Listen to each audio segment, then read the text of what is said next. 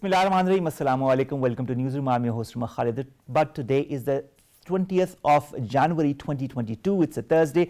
The end of the week is upon us, but we have a lot to discuss with you. We'll begin, ladies and gentlemen, with what is happening in illegally occupied Jammu and Kashmir. Despite the different reports that have come over the years, nothing much has happened. But now what happens is that a law firm, that is the Stoke White Investigations, has taken out a report.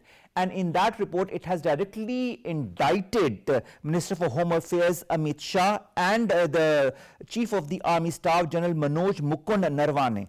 And of course, this leaves India in a very strange predicament, because despite the fact that India has been behind all of these barbarities on their minorities, whether it be the Muslims in illegally occupied Jammu and Kashmir or otherwise within India, this is the first time that these two have been directly indicted by a law firm. This is going to be our leading segment. Then, ladies and gentlemen, our second story pertains to the situation that concerns Russia and Ukraine. Now, the United States Secretary of State Anthony Blinken says that Russia could invade Ukraine at any time. Joe Biden, the US president, also has said that Russia will make a move on Ukraine, and says that Russia will pay dearly for a large-scale invasion, but he says that there could be a lower cost for a minor incursion. Is the US preparing itself for the Ukraine incursion? This is going to be our second segment. Our third story, ladies and gentlemen, concerns the Israeli police, who have demolished the home of a Palestinian family and have arrested about 18 people as they carried out an eviction order in the sensitive East Jerusalem neighborhood of Sheikh Jarrah on Wednesday. You remember, this was the same neighborhood where a huge battle ensued last year in the month of May as well. Our next story, ladies and gentlemen, pertains to major international airlines who have cancelled flights, especially Boeing 777s, who are heading to the United States or have changed the planes they were using, because they say that it is going to interfere with the 5G technology that is being put into place in the United States by the American companies. Then finally, ladies and gentlemen, we'll be talking about US President Joe Biden, who has nominated the first Muslim American woman to serve as federal judge.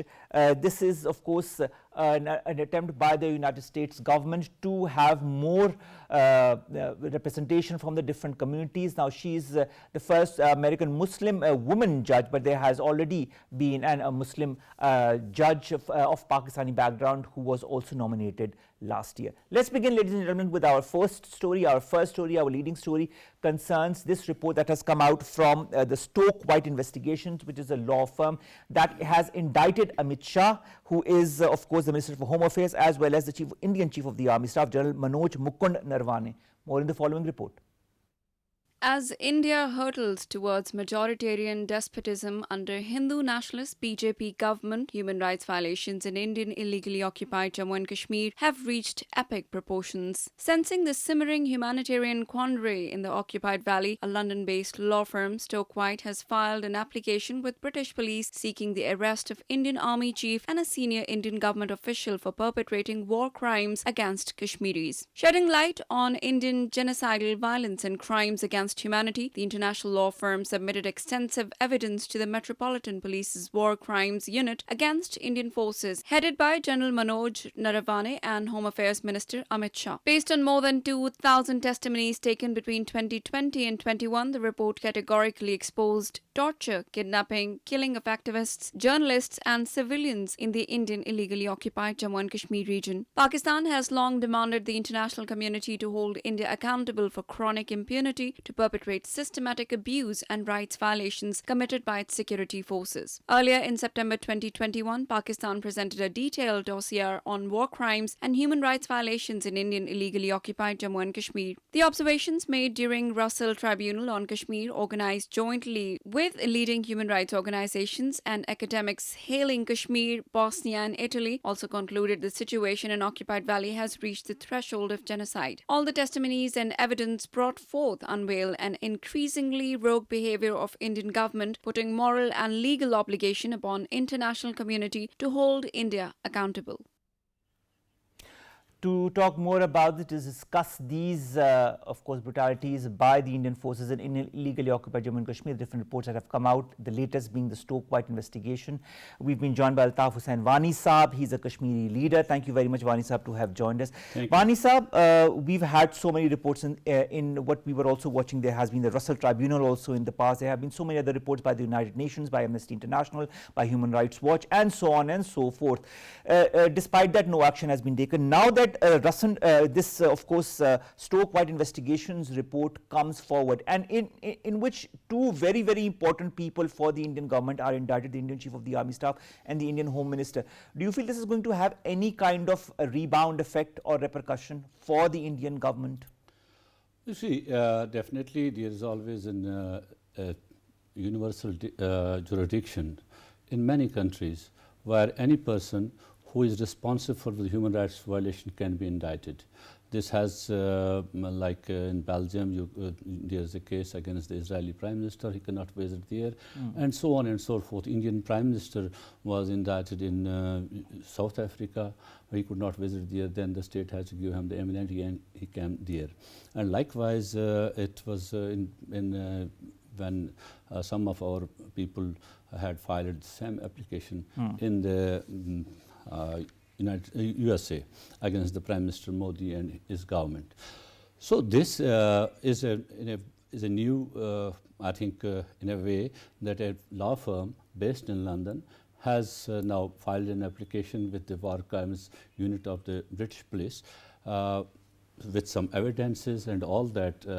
They have some 2,000 witnesses, and especially the case of Zia Mustafa, as well as Mr. Untu. Untu was thrashed. I'll come to that.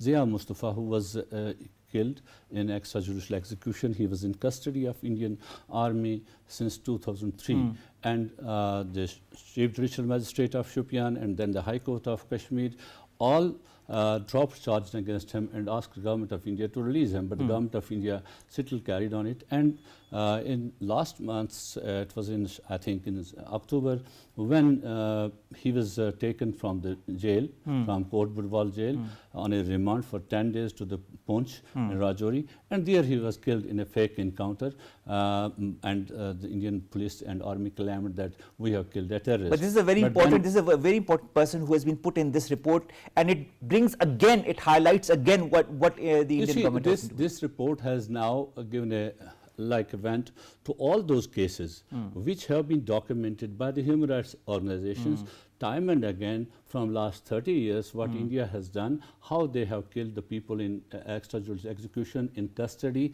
how they have tortured the people.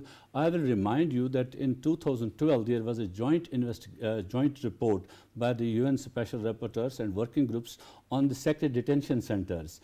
It was all over the world, and that report found 400 secret detention centers in Indian occupied Jammu and Kashmir. It was at that day, and those secret detentions were used as a torture cell, and those were detention centers where the people who were arrested and thereafter they were killed, and then we had more than 10,000 enforced disappearance in Kashmir. So there's a wealth of information against the Indian chain of command who have been responsible for these killings, and there is a law, international law available that they can be made accountable. You talk of the chain of command. I mean, these two people that have now been indicted as per this report of the Stoke White investigation, that is the Minister for Home Affairs as well as the Chief of the Army Staff, the Indian Chief of the Army Staff. These are two very important people, and this is the first time that a report highlights their name as being behind these atrocities.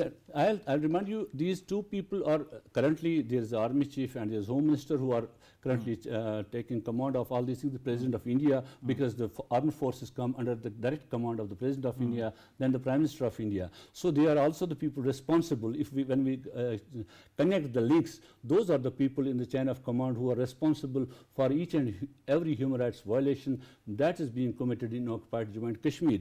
I take you that in 2014, a report was released by the Jammu Kashmir Coalition of Civil Society. Alleged perpetrators was the name of that report. It's a huge report, and it was well received by all the international human rights watchdogs in the United Nations. That report has given us 131 Indian officials from the rank of Army General to the JCO and also the civil services officers who are responsible for the killings in Kashmir, who are responsible for the extra executions in Kashmir, who are responsible for the enforced disciplines in Kashmir. But Vani sir, 131 officials are named in 2014. We are 2022 today. Yeah, nothing has happened. I tell you, this is the first thing that now a law firm has initiated this case in Britain. We have to see what follows in. Does politics come in or the rule of law prevails? If rule of law prevails, then the British government has the moral and legal binding to carry on the investigation on these war crimes which the Indian Home Minister and Indian Defence Chief has done. Because at any point of time, if they carry it on, these people, whenever they land their foot on the United Kingdom, they will be arrested. But these things can be, there's a very provision for us. We can sue the Indians, all these officers, all those in chain of command, because we have a whole list of things. Who has been responsible for these? They can be sued in anywhere. We can sue them in France, in British, in everywhere, because there is a legal jurisdiction available for that. But the thing which you say that nothing has happened since 2014. So yes. the things come very slowly and steadily. It's international. It's international relations. You know a lot of things. When the first drop of water has started today in the lawfare, it is lawfare. We have been talking about lawfare since last 2-3 years. That there should be a lawfare. We have to fight this case through lawfare, using the international tools. There is also available us the UN tablet. We have to use that. We have to use the international criminal law. We have to use the international human rights law, humanitarian law in all respects. That is how the things will Now move you on. talk of lawfare, Vani Saab. How, to which extent in your point of view, can this lawfare go as far as indicting people like the Indian Home Minister and the Indian Army Chief is concerned, or even Narendra Modi? If you remember, well, Narendra Modi, wasn't he persona non grata in the United States a couple of years back? Yeah, that is, he was a persona non grata, but unfortunately the international system is that when he becomes the Prime Minister, he has the immunity for that. But once he is not a Prime Minister, all those cases which are against him, he is responsible for the Gujarat massacre, because the international courts and international human rights watchdogs have made him responsible for all these. That will come in. We have seen about Pinochet. When Pinochet came to United Kingdom after long serving in Chile, but he has to face the consequences. So all those, we have seen this Yugoslavian President Milosevic, who was indicted, and thereafter he died even in prison. He was so these things do matter. This lawfare has its own way of doing things. So these, in a way, this can be a direct, if law goes like that, what is in the book. If the British police is allowed by the British government to pursue the law, then it will bring a pressure on the government of India, because the Indian government's Home Minister is indicted in it, Indian government's Army Chief is indicted in, and the things will follow. So India will have to come to the terms in order to stop the human rights violation which they are doing. And likewise, what India did from last 2-3 years in Kashmir, they have been doing for last 7 years. But that has really aggravated since 2019. Aggravated after application of Article 370 and 35A, the way India investigated a lawfare in Kashmir by having the legislations from the parliament and all that, which is all illegal. They have no legal authority to do those legislations the way they are annexing Kashmir. They have changed the demography in Kashmir. They are pushing Kashmir to the wall. In it, land grab is taking place over there. They are taking all the resources of Kashmir in their hands. So this is all what they are doing through an illegal means, making legal through their procedures. But this is illegal while we come to the international procedures. So we can use these things in international mechanisms. The government of Pakistan, I may go on and on saying that government of Pakistan can sue even the United Nations Security Council, because the Security Council was the responsible to give the people of Kashmir their right to self-determination. All those human rights violations which are being perpetrated in Kashmir, I think UN Security Council is directly responsible for that. There is Pakistan being a party can go to the international. But you know, there are so many resolutions, and you know very well in the United Nations Security Council, and not since 1948, as far as Indian illegally occupied Jammu and Kashmir is concerned. Now let's come to this report. This report also indicts Israel in it, and it talks about the Israeli-Indian nexus, even as far as these barbarities is concerned. Do you feel this is going to have any effect on A, Israel, and B, Israel-India relations? See, I'm not expert on that. Will there be any effect on their relations or not? But the things which we see, At least it has brought forward a point that we hadn't really thought of or hadn't seen in the past. This is true, that whatever India is doing currently in Kashmir, after abrogation of Article 370 and all that, the way land grab is taking place, what the Israelis did in Palestine, and are still doing in Palestine. They are doing it, continuously doing it, and forcibly evict people. You were talking about the recent development in Israel. These developments take daily basis in Kashmir. The government of India, now this current regime, has issued notices to the people, indigenous people of Kashmir, who have been living in areas that you are living here illegally. So you have to evacuate these people, and they are being forcibly evacuated from those places. So in a way, this nexus is there. But people think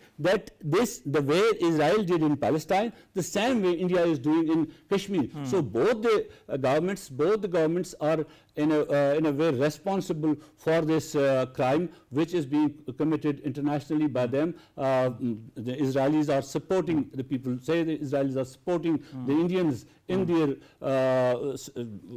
hunt against Kashmiri's freedom struggle in Indian occupied Jammu and Kashmir. So that's why this law firm has connected both these things, the Israeli occupation and their atrocities on Palestinians and demolishing of their properties, and the same way the Indians are demolishing the properties of Kashmiris, setting them on fire and taking away their land. So there is a connection, there is a nexus between the two. And there's a certain understanding, especially when it comes to barbarities or violence is concerned. Now finally, Vani Saab, all these cases that we see, 450 cases of torture, 1500 cases of pellet gun victims, 100 cases of enforced disappearances, 30 cases of sexual violence, and the testimonies that they have also put forward, and then the acts of abuse that have been directed against those Muslims that are cited one by one. What now? Now that this report has come out, now that this report has been also given to the police, what will happen now? Will law take its due course? Will the investigation take its due course? And if so, how long will it take before we reach some kind of a conclusion? See, the urgency of the situation, the way the Indian forces are making the barbarity in Kashmir, it is continuing in Kashmir, it is unabated in Kashmir, the way their acts are there. I think this is responsibility of this international community as well as the UK police, the war crime unit. It is their responsibility to do a fast track investigation of this, so that at least these perpetrators are brought to justice, and justice is provided to the victims who have fallen to the Indian terrorism in occupied Kashmir, and all those laws which India has enacted in Kashmir to facilitate all these human rights violations, those laws are taken back. And to the people of Kashmir, the ultimate goal of all of this is that the people of Kashmir should get the chance to decide their political future. Thank you very much, Altaf Hussain, Vani Saab, Kashmir leader and activist, to have joined us and to have come to us in the studio to talk about this very important report. There have been so many reports, so many investigations done as far as the barbarities in Indian illegally occupied Jammu and Kashmir is concerned, but this is the first as far as a law firm is concerned. And now, as you said, lawfare, it becomes a very important aspect of all this investigation. Let's see where it all leads. But another point that I would really like to point here is that the unit of this Stoke White investigation has also found evidence, ladies and gentlemen, as far as the presence of Israeli intelligence operatives during interrogations and torture of Muslims in Indian illegally occupied Jammu and Kashmir is concerned. Thank you very much, Vani Saab, to have joined us. Let's come to our second story, ladies and gentlemen, and our second story pertains to Russia, the latest situation as far as Russia is concerned, whether it be Ukraine, whether it be the tensions between the West and Russia. What is going to happen? More in the following report.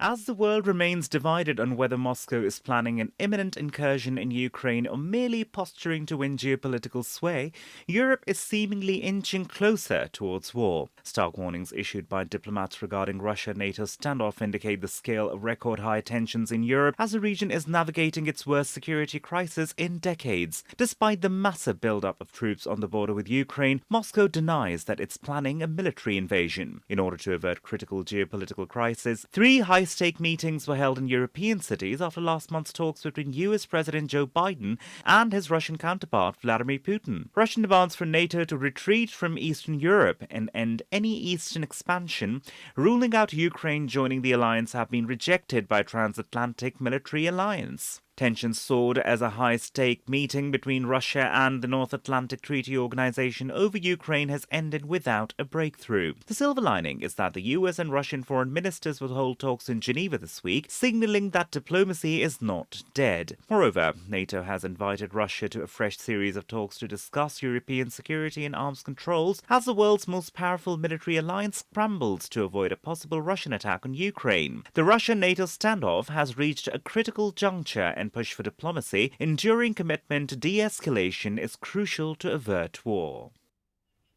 Now, to discuss this very important issue that is engulfing this region, we've been joined by Khalid Taimur. Akram Saab, he's the Executive Director of CGSS. Khalid Saab, thank you very much to have joined us. Khalid Saab, when it comes to Russia and Ukraine, we already know the history as far as Crimea is concerned. But now, is there any truth in your point of view as far as all this accumulation of the troops on the border leading to some kind of an incursion into Ukraine? Yes, first of all, we have to see that what has been happening in Ukraine since last couple of years. Russia basically wants US to be out of the post-Soviet Union states, and they are compelling US through various means that US should not make Ukraine as part of the greater NATO, and the NATO should not expand towards the Eastern European side, and especially to the former Soviet Union states, because Russia has got a lot of stakes in these countries. So for that, Russia is definitely putting their pressure through keeping forces on the border of Ukraine. We have seen in last couple of years that Russia has annexed a part of Ukraine, and now there are problems going on in almost two regions in Ukraine, and the rebels are fighting against the Ukrainian forces, and Ukraine is in pretty much a problem. On the other hand, if we see the Americans, all of a sudden they have developed like love for Ukraine. And is it more of a political inclination as far as this love for Ukraine is concerned? Yes, it is political inclination, because America is feeling quite left out of this place. We see that all these countries, they are together in various platforms in which America is not part. For example, CIS, then we have another which is known as CSTO, the Comprehensive Security Treaty Organization. Then SCO has come up as a very potent organization. Pakistan is also a member of Shanghai Cooperation Organization. So practically America and European Union, they feel quite left out of this place. And recently we have seen problems in Kazakhstan, and which has turned out to be that there are foreign forces involved in that, and particularly a few American websites instigated the people over there. So Americans, they have their particular interest, but the Soviet Union, the ex-Soviet Union states, they are pretty much together, and they follow the Russian governance system. All right, now you talk of the former Soviet states. Now, are they not also being swayed by the United States of America so as to counterbalance the pressure that Russia has been mounting as far as creating its own hegemony in the region is concerned? Yes, we should not say this thing that Russia is creating hegemony over here. Russia already has this hegemony. Russia already has this edge. All these countries are basically Russian-speaking countries, of course. And they are under influence of Russia, since even if they are independent. But in case of Ukraine, America has a particular interest. Now, one, that they want Ukraine to be part of a greater NATO alliance, and the NATO expansion is under process. And if we see the new NATO order, which the Americans and the NATO is calling, so NATO has included, NATO is now not only a military alliance, but they have made a political setup within NATO, and so NATO is now in more of a dispute resolution, and it has it is now above the previous NATO, which was primarily made to counter the Cold War era. But now NATO is expanding. NATO wants to expand to this part of the world. NATO wants to have more troops on ground over here in this region, but Soviet Union does not want that. All right. Now, let's come to the European angle in all of this as well. There is the supply of arms that we have heard of to Ukraine. Then there is that inclination towards Ukraine by the European side as well. Do you feel that the European Union or Europe is joining the US as far as this battle between Russia and the West over Ukraine, or maybe over this region, is concerned? Yes, certainly Ukraine wants a better future for their citizens. They want a better financial package, and they know that this better financial package can only be given to them if they join European Union or if they become part of NATO. So we already know that the smaller countries inside European Union, like Latvia and other countries, they enjoy a lot of leverage within the European Union. People can travel without any passport or anything, so a lot of job creation is there. So obviously the present Ukrainian government, they have a tilt towards European Union, and they don't see any charm now while staying with Russia. On the other hand, Russia sees Ukraine as their backyard, and if they see NATO forces coming in Ukraine in times to come, so they feel very threatened, because Russia and Ukraine, they have a common border, and Ukraine basically acts as a buffer between Russia and the European Union. All right. Now, Khalid Sahab, there have all been allegations by Ukraine of cyber attacks perpetrated by Russia earlier this month. I mean, the report came out on the 17th of this month. Then we've had, of course, Russia denying whatever the US is saying as far as the incursion into Ukraine is concerned. Yes. It has denied not once, not twice, but a lot of times. It says that these are the military drills that it is conducting with Belarus, and that is why there's an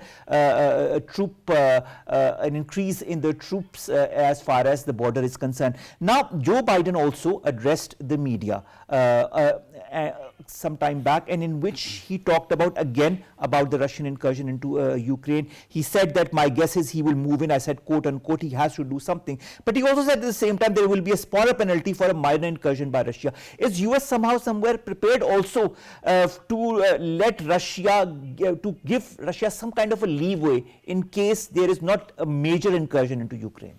Yeah, first of all, let me talk about cyber attacks. It's very interesting that Ukraine has been subjected to the most cyber attacks since 2014, and almost every year they had 2 to 3 very big cyber attacks. In December 2015, the cyber attack was so powerful that almost half of the Ukraine, they lost their electricity. There was a power outrage in Ukraine due to a cyber attack.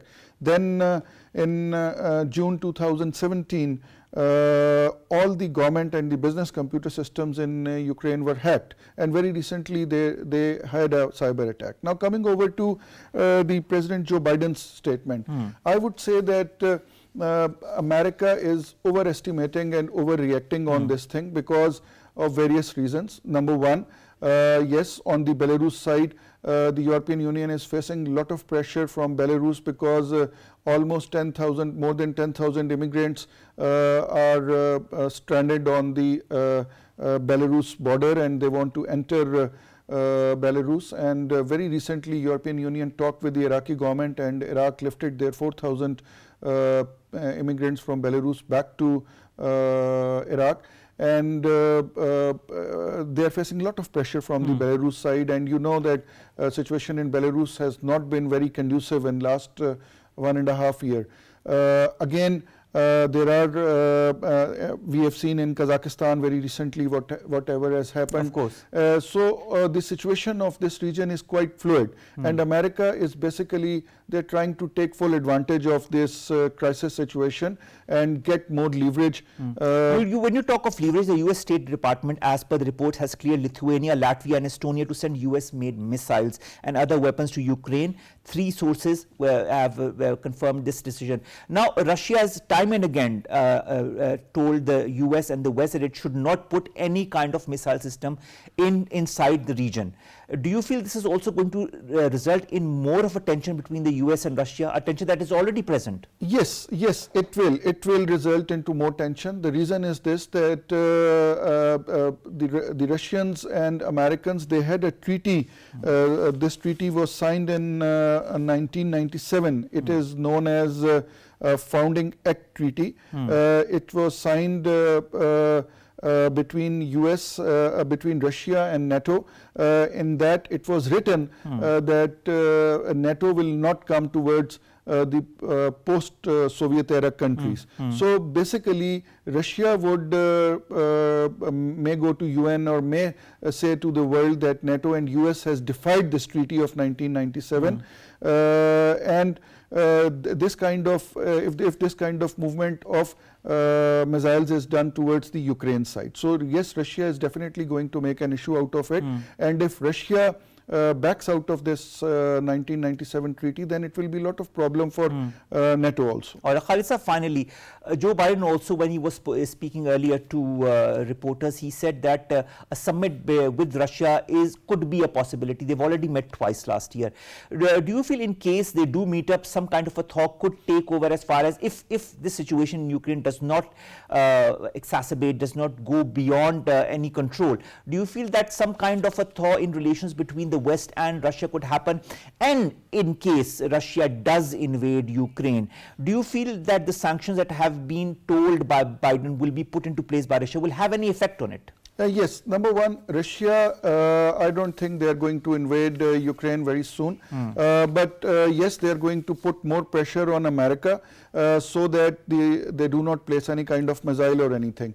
The Russian-US relationship are already going through quite troubled waters, and they are mainly not dependent on Ukraine. There are many other issues which involve the US-Russia relationship. We have seen once even Joe Biden was vice president, he remained vice president for a very long time. Even at that time, his statements against Russia was quite strong.